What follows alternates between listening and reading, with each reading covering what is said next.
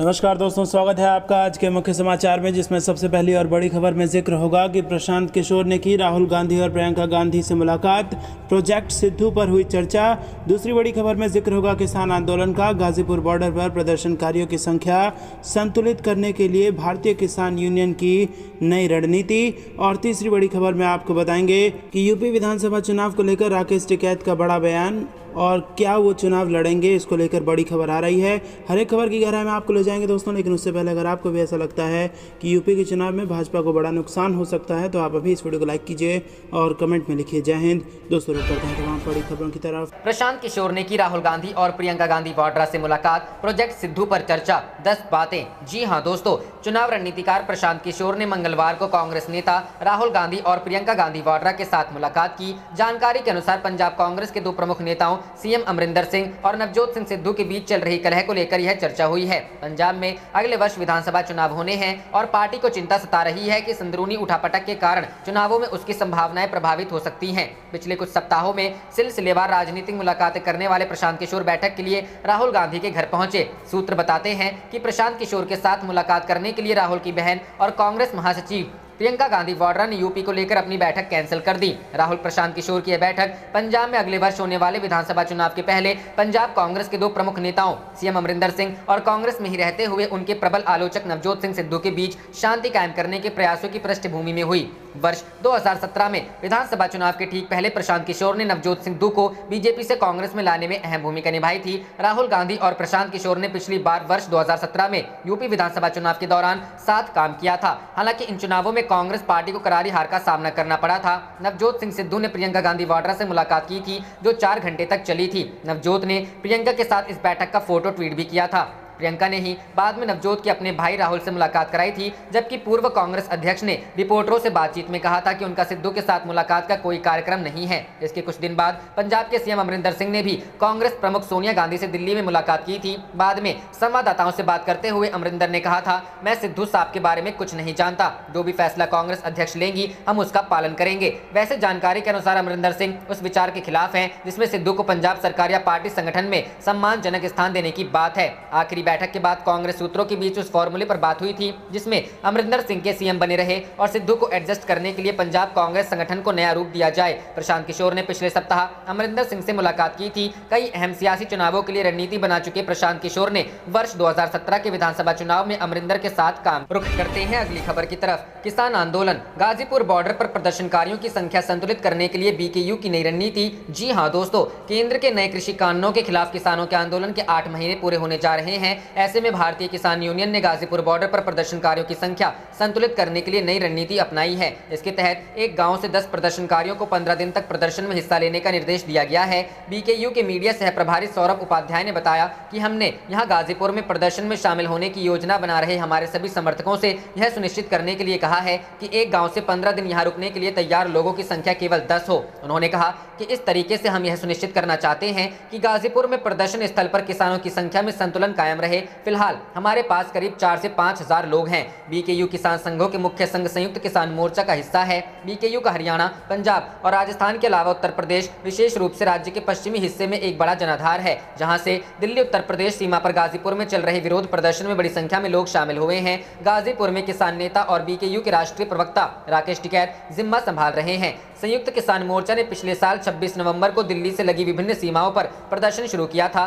26 जुलाई को आंदोलन के 8 महीने पूरे हो जाएंगे। यूपी गेट पर, फ्लाईओवर के नीचे और दिल्ली मेरठ एक्सप्रेसवे पर एक हिस्से पर डेरा डाले हुए किसानों ने कड़ाके की ठंड और भीषण गर्मी का सामना किया। वे अब मानसून की बारिश का सामना करने की तैयारी कर रहे हैं। सौरभ उपाध्याय ने कहा कि इसमें कोई संदेह नहीं है कि सर्दी और गर्मी को सहन करना मुश्किल था, क्योंकि यह एक खुली जगह है। हमारे पास जिस तरह की व्यवस्था है उसके साथ मानसून भी हमारे लिए एक कठिन समय हो सकता है, लेकिन यह सुनिश्चित करने के लिए प्रयास किए जा रहे हैं कि हमारे यहाँ किसानों के रहने के लिए पर्याप्त सुविधाएं हो। उन्होंने कहा कि हम बारिश के दौरान पानी के प्रवेश को रोकने के लिए अपने अस्थायी आश्रय संरचनाओं को नई तिरपाल शीट के साथ कवर कर रहे हैं। हमने आने वाले दिनों में धरने में शामिल होने की योजना बना रहे किसानों को भी सूचित किया है कि वे बारिश के दौरान अपने ट्रैक्टर ट्रॉली में सोने और खाना पकाने की व्यवस्था करके आए। उन्होंने कहा कि प्रदर्शनकारी प्रतिदिन टैंकरों के माध्यम से गाजियाबाद से पीने योग्य पानी खरीद रहे हैं और स्थानीय प्रशासन काफी हद तक सहयोग कर रहा है। गाजीपुर के अलावा किसान पिछले साल नवंबर से दिल्ली के सीमावर्ती सिंघू और टिकरी बॉर्डर पर भी विरोध प्रदर्शन कर रहे हैं। रुख करते हैं अगली खबर की तरफ। यूपी विधानसभा चुनाव को लेकर राकेश टिकैत का बड़ा बयान, जानिए क्या लड़ेंगे चुनाव। जी हां दोस्तों, तीनों केंद्रीय कृषि कानूनों को पूरी तरह से वापस लेने की मांग को लेकर यूपी बॉर्डर पर बैठे प्रदर्शनकारियों की अगुवाई कर रहे किसान नेता राकेश टिकैत ने उत्तर प्रदेश विधानसभा चुनाव को लेकर बड़ा और अहम बयान दिया है। एक टेलीविजन चैनल से बातचीत में भारतीय किसान यूनियन के राष्ट्रीय प्रवक्ता राकेश टिकैत ने उत्तर प्रदेश में चुनाव लड़ने को लेकर कहा है, हम चुनाव नहीं लड़ेंगे लेकिन वोट की चोट देंगे। बता दें कि राकेश टिकैत ने उत्तर प्रदेश में पहली बार निर्दलीय उम्मीदवार के तौर पर चुनाव लड़े थे और दूसरी बार राष्ट्रीय लोकदल से चुनाव लड़े थे, लेकिन दोनों बार उनकी जमानत जब्त हो गई। अगले साल होने वाले उत्तर प्रदेश विधानसभा चुनाव 2022 में उम्मीदवारी पर राकेश टिकैत ने साफ साफ कहा कि वह विधानसभा में चुनाव तो नहीं लड़ेंगे लेकिन वोट की चोट देंगे। इसके कई मायने लगाए जा रहे हैं। किसान नेता राकेश टिकैत कई बार कह चुके हैं कि उत्तर प्रदेश विधानसभा चुनाव 2022 में किसी भी राजनीतिक पार्टी के पक्ष में वोट नहीं मांगेंगे। जनता समझदार है, जिसे चाहे वोट दे। वहीं कई मौके पर यह भी कह चुके हैं कि वह भारतीय जनता पार्टी को भी वोट देने से मना नहीं करेंगे, लेकिन सच जनता को, किसानों को बताएंगे। राकेश टिकैत ने कहा कि शिक्षक दिवस के दिन यानी 5 सितंबर को एक बड़ी किसान पंचायत का आयोजन किया जाएगा, जिसमें किसान आंदोलन के लिए आगे की रणनीति बनाई जाएगी। इसके साथ राकेश टिकैत गौरतलब है कि पिछले काफी समय से मीडिया रिपोर्ट्स आ रही थी कि राकेश टिकैत आगामी उत्तर प्रदेश विधानसभा चुनाव में मैदान में उतर सकते हैं। पिछले दिनों मीडिया रिपोर्ट्स में राकेश टिकैत के एक बयान का हवाला देते हुए कहा गया था कि किसान संगठनों ने उत्तर प्रदेश और पंजाब विधानसभा चुनाव लड़ने के लिए कमर कस ली। राकेश टिकैत के जिस बयान का हवाला दिया गया था उसमें राकेश टिकैत ने कहा था कि किसान नेताओं के सामने चुनाव लड़ने का विकल्प खुला है। वहीं अब राकेश टिकैत ने चुनाव लड़ने की खबरों को खारिज कर दिया। रुख करते हैं अगली खबर की तरफ। मोदी कैबिनेट से बाहर हुए बाबुल सुप्रियो ने ममता की टीएमसी को किया फॉलो, पार्टी बदलने के कयास। जी हां दोस्तों, पश्चिम बंगाल के आसनसोल से सांसद और पूर्व केंद्रीय मंत्री बाबुल सुप्रियो को लेकर चर्चाओं का बाजार गर्म है। एक तरफ जहां केंद्रीय मंत्रिमंडल से हटाए जाने के बाद यह चर्चा है कि वो राजनीति से संन्यास ले लेंगे, वहीं कुछ लोगों का कहना है कि वो टीएमसी के संपर्क में हैं। उन्होंने ट्विटर पर मुकुल रॉय और टीएमसी को फॉलो करना भी शुरू कर दिया है। बताते चले कि कैबिनेट से इस्तीफा देने के बाद बाबुल सुप्रियो ने फेसबुक पर अपनी भावनाओं का इजहार किया था। गायक से नेता बने सुप्रियो ने लिखा था कि जिस तरह से उन्हें इस्तीफा देने के लिए कहा गया वह ठीक नहीं है। उन्होंने कहा था कि इस्तीफा देने का निर्देश मिला तो इस्तीफा दे दिया। गौरतलब है कि सुप्रियो के इस्तीफे के बाद बंगाल की सीएम ममता बनर्जी ने भी गुस्से का इजहार किया था। बताते चले कि बाबुल सुप्रियो और ममता बनर्जी के रिश्ते कभी अच्छे नहीं रहे हैं। लोकसभा चुनाव से लेकर विधानसभा चुनाव तक उन पर और उनके समर्थकों पर बंगाल में कई बार हमले हुए थे। बाबुल सुप्रियो को भारतीय जनता पार्टी की तरफ से टॉलीगंज विधानसभा सीट से चुनाव में उतारा गया था, लेकिन वो में हार गए थे। विधानसभा चुनाव में उन्हें भारी मतों से हार का सामना करना पड़ा था। गौरतलब है कि बंगाल में विधानसभा चुनाव के बाद से बीजेपी में भगदड़ मची हुई है। कई नेताओं ने पार्टी छोड़ दी है। प्रदेश प्रमुख दिलीप घोष की भी कई नेताओं ने जमकर आलोचना की है। पार्टी के कई नेता केंद्र में मंत्री नहीं बनाए जाने को लेकर भी नाराज हैं। प्रदेश अध्यक्ष घोष ने कहा कि इस तरह की टिप्पणियों से पार्टी कार्यकर्ताओं के मनोबल पर असर पड़ता है। उन्होंने कहा, मैंने उन्हें विभिन्न बयानों से अवगत कराया जो सार्वजनिक रूप से दिए गए। किस प्रकार उन्होंने बिना सोचे समझे बयान दिया, इससे पार्टी कार्यकर्ताओं का मनोबल गिरता है और इसे रोका जाना चाहिए। जो बयान पार्टी के अंदर दिए जाने थे वे सार्वजनिक रूप से दिए गए। रुख करते हैं अगली खबर की तरफ। यूपी की योगी आदित्यनाथ सरकार का यू टर्न, अब जिलों में दारोगा भी बन सकेंगे थानाध्यक्ष। जी हां दोस्तों, उत्तर प्रदेश की योगी आदित्यनाथ सरकार ने अपना एक फैसला पलट दिया है। सरकार ने तय किया था कि प्रदेश के सभी थाना की कमान सिर्फ इंस्पेक्टर्स को ही सौंपी जाएगी। इतना ही नहीं, एक इंस्पेक्टर क्राइम कंट्रोल और दूसरा इंस्पेक्टर थाना इंचार्ज की व्यवस्था के तहत काम हो रहा था। अब इसमें फेरबदल किया गया है। प्रदेश शासन ने अब जिलों के थाना में दारोगाओं को भी थानाध्यक्ष बनाने का आदेश जारी किया है। पुलिस महकमे के इस आदेश के बाद से दारोगाओं को भी फिर से थाना की कमान संभालने का मौका मिलेगा। इस नए आदेश से दारोगा यानी सब इंस्पेक्टर काफी खुश हैं। अभी तक सीनियर दारोगा भी सिर्फ चौकी इंचार्ज तक ही सीमित थे। अब सब इंस्पेक्टर को भी जिलों में ज्यादा थानेदारी मिलेगी। शासन ने पुराना नियम शिथिल करने जिलों के थाना में 50% दारोगा को थानाध्यक्ष की जिम्मेदारी देने का निर्देश जारी किया है। उत्तर प्रदेश में कानून व्यवस्था को सुधारने के लिए प्रदेश सरकार लगातार नए प्रयोग में लगी हुई है। इसी क्रम में समस्त थानों में योग्य, कर्मठ, कार्यकुशल और अच्छी संनिष्ठा वाले थानाध्यक्ष ही तैनाती का आदेश जारी किया गया है। मुख्यमंत्री योगी आदित्यनाथ ने निर्देश दिया है कि जनपदीय पुलिस एवं राजकीय पुलिस के समस्त थानों एवं नवसृजित थानों में कानून एवं व्यवस्था को और अधिक चुस्त दुरुस्त बनाने के लिए योग्य, कर्मठ, कार्यकुशल और अच्छी सत्यनिष्ठा वाले थानाध्यक्ष ही तैनात हो। इसे सुनिश्चित करने के लिए शासन ने निरीक्षक, उप निरीक्षक स्तर के अधिकारियों को थानाध्यक्ष के रूप में तैनात करने के संबंध में आदेश पुलिस महानिदेशक उत्तर प्रदेश को दिए। करते हैं अगली खबर की तरफ। यूपी विधानसभा चुनाव 2022, महंगाई, बेरोजगारी और जंगल राज कांग्रेस के मुद्दे। प्रियंका मिशन 2022 में जुटी। जी हां दोस्तों, उत्तर प्रदेश में अगले साल होने वाले चुनाव को लेकर सभी पार्टियों ने कमर कस ली है। इसी क्रम में कांग्रेस महासचिव प्रियंका गांधी ने सोमवार को प्रदेश से जुड़े पार्टी के वरिष्ठ नेताओं के साथ बैठक की। इस बैठक में आगामी विधानसभा चुनाव की तैयारियों और रणनीति को लेकर चर्चा की गई। उत्तर प्रदेश कांग्रेस सलाहकार परिषद और रणनीतिक समूह की इस डिजिटल बैठक में प्रियंका ने महंगाई, पंचायत चुनाव के दौरान हुई हिंसा, महिला विरोधी अपराधों और कुछ अन्य मुद्दों को लेकर राज्य की भाजपा सरकार पर निशाना साधा। आधिकारिक बयान के मुताबिक बैठक में यह फैसला किया गया कि महंगाई, बेरोजगारी एवं जंगलराज के खिलाफ उत्तर प्रदेश कांग्रेस सड़कों पर और मजबूती से उतरेगी। उत्तर प्रदेश में अगले साल विधानसभा चुनाव है। इस बैठक से एक दिन पहले रविवार को प्रियंका गांधी ने छत्तीसगढ़ के मुख्यमंत्री भूपेश बघेल के साथ भी बैठक की थी। बघेल के उत्तर प्रदेश में अगले साल होने वाले विधानसभा चुनाव के लिए रणनीति और बूथ प्रबंधन के साथ कांग्रेस संगठन को तैयार करने में महत्वपूर्ण भूमिका निभाने की संभावना है। कांग्रेस की सोमवार को इस डिजिटल बैठक में कांग्रेस के वरिष्ठ नेता राजीव शुक्ला, सलमान खुर्शीद, प्रदेश कांग्रेस कमेटी के अध्यक्ष अजय कुमार लल्लू, विधायक दल की नेता आराधना मिश्रा और कई अन्य वरिष्ठ नेता शामिल हुए। आधिकारिक बयान के मुताबिक इस बैठक में कांग्रेस महासचिव ने महंगाई, कोरोना, पंचायत चुनावों, संगठन प्रशिक्षण शिविरों पर चर्चा की। प्रियंका ने कहा कि बढ़ती महंगाई से जनता परेशान है। पेट्रोल, डीजल, सरसों तेल, फल सब्जियों के दाम आसमान छू रहे हैं। छुट्टा जानवरों से किसान बेहाल है। किसानों की लागत दोगुनी हो गई लेकिन आय घट गई है। कि उन्होंने पंचायत चुनाव के दौरान हुई हिंसा का उल्लेख करते हुए कहा कि भाजपा कार्यकर्ताओं ने हिंसा, बम,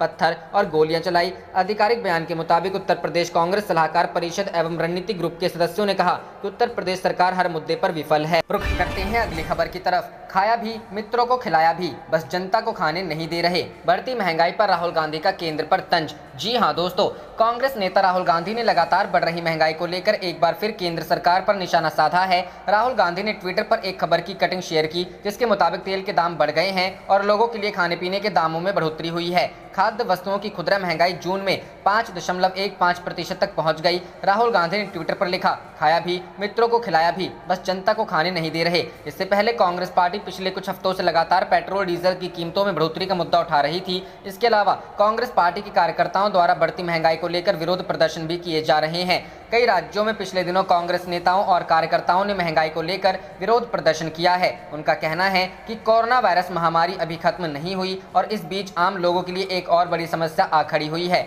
बढ़ती महंगाई ने आम लोगों की जेब ढीली करनी शुरू कर दी है। जून के महीने में भारत की खुदरा महंगाई दर घटकर 6.26% रही। मई के मुकाबले इसमें थोड़ी राहत आई है। मई में खुदरा महंगाई दर 6.30% रही थी। वहीं मई के महीने में भारत इंडस्ट्रियल आउटपुट यानी IIP में सालाना आधार पर 29.27% की तेजी दर्ज की गई। यह जानकारी ministry of statistics and programme implementation की तरफ से शेयर की गई है। महंगाई की एक वजह कोरोना लॉकडाउन बताई जा रही है। लॉकडाउन के चलते लोगों को घरों में बंद रहना पड़ा जिससे उनकी जरूरतें बिल्कुल बदल गईं। घर में बंद रहने और हाउस होल्ड ग्रोसरी आदि के खर्च बढ़ने से घर का बजट 5% तक बढ़ गया। लॉकडाउन के दौरान लोगों की आय घटी जिसके चलते लोगों ने सस्ते सामान की मांग बढ़ा दी। लोगों की जरूरतों में बदलाव और सस्ते सामान की मांग को देखते हुए किराना दुकानदारों ने स्टॉक करना कम कर दिया। सामान स्टोर नहीं होने, पुरानी दर पर बिक्री नहीं हुई और पीछे से सामान आ रहे हैं वे अब महंगे हो चले हैं। बड़े स्टोर और दुकानदारों का कहना है कि पहले की तुलना में कस्टमर भी कम हो गए हैं जिससे मई और जून में बिक्री पर 10 से 15% की गिरावट। रुख करते हैं अगली खबर की तरफ। बीजेपी के अंदर से उठे विरोध के स्वर, एक्स MLA का योगी सरकार पर निशाना। जी हां दोस्तों, भाजपा के उत्तर प्रदेश कार्य समिति के सदस्य और पूर्व विधायक राम इकबाल सिंह ने पंचायत चुनाव को लेकर राज्य की योगी आदित्यनाथ सरकार पर निशाना साधा है। पूर्व MLA ने कहा कि भाजपा ने पार्टी विद डिफरेंस के सिद्धांत को समाप्त कर दिया है और अब यह अटल बिहारी वाजपेयी वाली भाजपा नहीं रही। विपक्ष द्वारा भाजपा को घेरने की कोशिश की जा रही है। इस बीच पूर्व विधायक राम इकबाल सिंह ने राज्य की योगी सरकार को असहज करने वाला बयान दिया है। उन्होंने पंचायत चुनावों में सत्ताधारी दल द्वारा धांधली का आरोप लगाते हुए कहा कि इन चुनावों में अनैतिक रास्ते तय किए गए। भाजपा नेता ने आरोप लगाया कि पंचायत चुनाव में ऐसी स्थिति हुई कि DM और SP के सामने से वोट छीनने की घटना हुई। लखीमपुर खीरी में एक महिला की साड़ी खींचने की घटना द्रौपदी के चीरहरण कांड की याद दिलाती है। अब अटल जी वाली भाजपा नहीं। पूर्व विधायक ने इटावा में पुलिस अधीक्षक के साथ हुई मारपीट की निंदा करते हुए कहा कि ऐसी घटना लोकतंत्र के लिए खतरा है। उन्होंने भाजपा सरकार को आगाह करते हुए कहा कि अनैतिक रास्ते से चंद दिनों के लिए महत्वाकांक्षाओं की पूर्ति हो सकती है लेकिन लंबे समय तक के लिए इसे सुरक्षित नहीं रखा जा सकता। यह पूछे जाने पर कि क्या यह पूर्व प्रधानमंत्री अटल बिहारी वाजपेयी वाली भाजपा है, सिंह ने कहा, नहीं, यह अटल जी वाली भाजपा नहीं है। हम लोग पहले भाजपा को पार्टी विद डिफरेंस कहते थे मगर अब भाजपा और अन्य दलों के सिद्धांतों में कोई अंतर नहीं रह गया है। रुख करते हैं अगली खबर की तरफ। लापरवाही से ही आई थी दूसरी लहर, आईएमए ने उत्तराखंड सीएमसी की कांवड़ यात्रा पर रोक लगाने की मांग। जी हां दोस्तों, उत्तराखंड सरकार ने सावन महीने में होने वाली कांवड़ यात्रा को परमिशन देने पर विचार करने की बात कही है। इसी बीच राज्य के सीएम पुष्कर सिंह धामी को पत्र लिखकर इंडियन मेडिकल एसोसिएशन ने कांवड़ यात्रा को मंजूरी न दिए जाने की मांग की है। आईएमए की उत्तराखंड यूनिट ने कहा कि ऐसा करने से कोरोना की तीसरी लहर का सामना करना पड़ सकता है। आईएमए उत्तराखंड के सचिव अजय खन्ना की ओर से लिए गए पत्र में कहा गया है, हमारी आपसे अपील है कि कांवड़ यात्रा को मंजूरी ना दे। देश के तमाम एक्सपर्ट्स ने कहा है कि जुलाई और अगस्त के दौरान कोरोना की तीसरी लहर आ सकती है। इंडियन मेडिकल एसोसिएशन ने कहा कि देश में कोरोना की पहली लहर के कमजोर पड़ने के बाद हमने लापरवाही बरतना शुरू कर दिया था। हमने केंद्र सरकार की ओर से तय की गई गाइडलाइंस को फॉलो करना बंद कर दिया था और उसके चलते ही दूसरी लहर ने दस्तक दी थी, जिसके चलते तेजी से केसों में इजाफा हुआ था। इसी दौरान हमने बड़ी संख्या में अपने परिजनों को खोया था और अब एक बार फिर ऐसा ही संकट पैदा हो सकता है। राज्य में कांवड़ यात्रियों को ना मिले एंट्री, वरना आएगी तीसरी लहर। एसोसिएशन ने कहा, पिछले अनुभवों से सीखते हुए हमें कांवड़ यात्रियों को उत्तराखंड की सीमा में एंट्री की परमिशन नहीं देनी चाहिए। हमें राज्य को कोरोना की तीसरी लहर से बचाकर रखना होगा। यहाँ तक कि पीएम नरेंद्र मोदी ने भी कोरोना से बचाव के लिए नियमों का पालन न किए जाने को लेकर चिंता जताई है। रुख करते हैं अगली खबर की तरफ। अब देश में किसान क्रांति होगी, लाइव टीवी डिबेट पर बिफरते हुए बोले राकेश टिकैत। यूजर से मिलने लगे ऐसे रिएक्शन। जी हाँ दोस्तों, उत्तर प्रदेश में चुनाव लड़ने के सवाल पर राकेश टिकैत ने कहा, देखिए हमें नहीं पता कि कौन किसके साथ जा रहा है, हम बस इसमें लगे हैं कि किसान आंदोलन कैसे आगे बढ़ेगा, देश के किसान का भला कैसे होगा, समाधान कैसे होगा। देखिए आगे क्या बोले राकेश टिकैत। राकेश टिकैत ने आगे कहा, समाधान होगा बातचीत करके सरकार से। हम सरकार से बातचीत करना चाहते हैं, सरकार किसी की भी आ जाए। पूरे मामले में दिक्कत क्या हुई कि ये जो सरकारें बनी ये किसी पार्टी की सरकार नहीं है। किसी पार्टी की सरकार होती तो वो जरूर बातचीत करती, लेकिन सरकार को तो कंपनी चला रही है और कंपनी को होता है नुकसान, तो इसलिए सरकार बातचीत नहीं कर रही। राकेश टिकैत की बात पर एक यूजर ने कमेंट कर, दीपक नाम के यूजर ने कहा, भारतीय किसान यूनियन और बाकी लेबर यूनियन व आम जनता का यह एक जन आंदोलन बनता जा रहा है। भारत सरकार की किसान व जनता विरोधी नीतियों को विरोध राजनीतिक रूप से किया जाना आवश्यक है। ऐसा करना भाजपा का नहीं, सरकार की जन विरोधी नीतियों का विरोध है। एक यूजर ने गुस्साते हुए कहा, टिकैत को भाव ना दो, मैं एक किसान परिवार से हूं और मुझे इन टिकैत जैसे लोगों की जरूरत नहीं है। सरकार ने जो किया हमारे हित में किया है। सत्यम सिंह नाम के यूजर ने कहा, जो सत्ता में है वो सियासत कर सकते हैं, मगर जिन्होंने सत्ता दिलवाई वो सियासत नहीं कर सकते। रुख करते हैं अगली खबर की तरफ। यूपी चुनाव, महंगाई, बेरोजगारी के मुद्दों पर सड़कों पर उतरेगी कांग्रेस,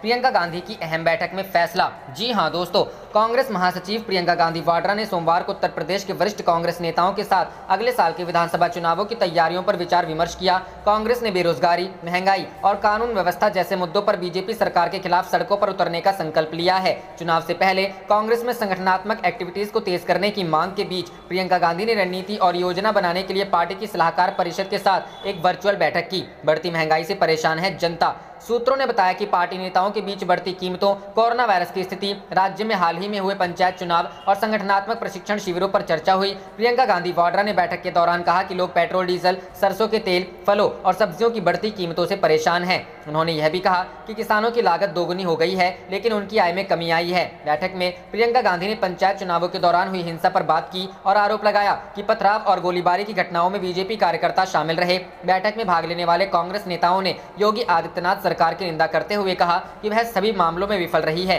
पार्टी सूत्रों ने बताया कि बैठक में यह तय किया गया है कि बढ़ती कीमतों, बेरोजगारी और राज्य में चल रहे जंगल राज जैसे मुद्दों पर कांग्रेस बीजेपी सरकार के खिलाफ लड़ाई को सड़कों पर लेकर जाएगी। बैठक में कांग्रेस के यूपी प्रमुख अजय कुमार लल्लू, पार्टी के वरिष्ठ नेता सलमान खुर्शीद, राजीव शुक्ला, प्रमोद तिवारी और राशिद अलवी सहित अन्य नेता ने भाग लिया। बैठक के एक दिन पहले प्रियंका गांधी ने छत्तीसगढ़ के मुख्यमंत्री भूपेश बघेल से मुलाकात की थी, जिनको लेकर सूत्रों ने बताया कि वे यूपी विधानसभा चुनाव के लिए रणनीति और बूथ प्रबंधन पर ध्यान देने के साथ कांग्रेस संगठन को तैयार करने में महत्वपूर्ण भूमिका निभा सकते हैं। पिछले हफ्ते कांग्रेस यूपी चीफ लल्लू ने विश्वास जताया था कि उनकी पार्टी सपा या बसपा के साथ गठबंधन किए बिना चुनाव लड़ने और अपने दम पर अगली सरकार बनाने की क्षमता रखती है। उनका यह बयान समाजवादी पार्टी और बहुजन समाज पार्टी द्वारा उत्तर प्रदेश विधानसभा चुनावों के लिए कोई बड़ा गठबंधन बनाने से इनकार करने के कुछ दिनों बाद आए। रुख करते हैं अगली खबर की तरफ। पंजाब में किसानों ने बीजेपी नेताओं को बनाया था बंधक, हाईकोर्ट के आदेश के बाद छोड़ा। जी हां दोस्तों, पंजाब में करीब 12 घंटे तक बीजेपी नेताओं को बंधक बनाकर रखने के बाद किसानों ने उन्हें छोड़ दिया है। इन नेताओं को पंजाब और हरियाणा कोर्ट के आदेश के बाद छोड़ा गया। घटना पटियाला के राजपुरा इलाके की है। दरअसल रविवार को आंदोलनकारी किसानों ने एक बीजेपी कार्यकर्ता के घर को घेर लिया। कार्यकर्ता के घर में पार्टी के बड़े नेता भी मौजूद मौजूद थे। नेताओं में पंजाब बीजेपी के जनरल सेक्रेटरी सुभाष शर्मा और पटियाला पार्टी इंचार्ज भूपेश अग्रवाल भी मौजूद थे। इसके बाद बीजेपी नेताओं ने पंजाब और हरियाणा हाईकोर्ट में अपने वकीलों के जरिए याचिका दायर की। याचिका में कहा गया कि किसानों ने नेताओं को अवैध रूप से हिरासत में लिया हुआ है। कोर्ट ने रविवार रात को पुलिस को निर्देश दिए कि याचिकाकर्ताओं को वहां से सुरक्षित निकाला जाए। इसके अलावा कोर्ट ने इस मामले को लेकर एक रिपोर्ट भी सौंपने को कहा है। पटियाला के डीएसपी जसविंदर सिंह ने बताया है कि बीजेपी नेताओं को सोमवार शाम 4 बजे सुरक्षित निकाल लिया गया है। नेताओं को बाहर निकालने के लिए पुलिस को हल्का बल प्रयोग भी करना पड़ा। इससे पहले खबर आई है कि भारतीय किसान यूनियन के नेता गुरनाम सिंह चढ़ूनी ने किसान संगठनों के बीच आगामी पंजाब विधानसभा चुनाव लड़ने का प्रस्ताव रखा है। चढ़ूनी ने पिछले बुधवार को एक वीडियो बयान में मिशन पंजाब का प्रस्ताव रखा था, जिसे संयुक्त किसान मोर्चा ने खारिज कर दिया था। संयुक्त किसान मोर्चा किसान संगठनों का एक अम्ब्रेला संगठन है, जिसके तहत कृषि कानून के खिलाफ संगठन किसान संगठन प्रदर्शन कर रहे हैं। संयुक्त किसान मोर्चा ने भारतीय किसान यूनियन के नेता के बयान को निजी विचार करार दिया है। आप देख रहे थे आपका अपना चैनल जय हिंद जय भारत।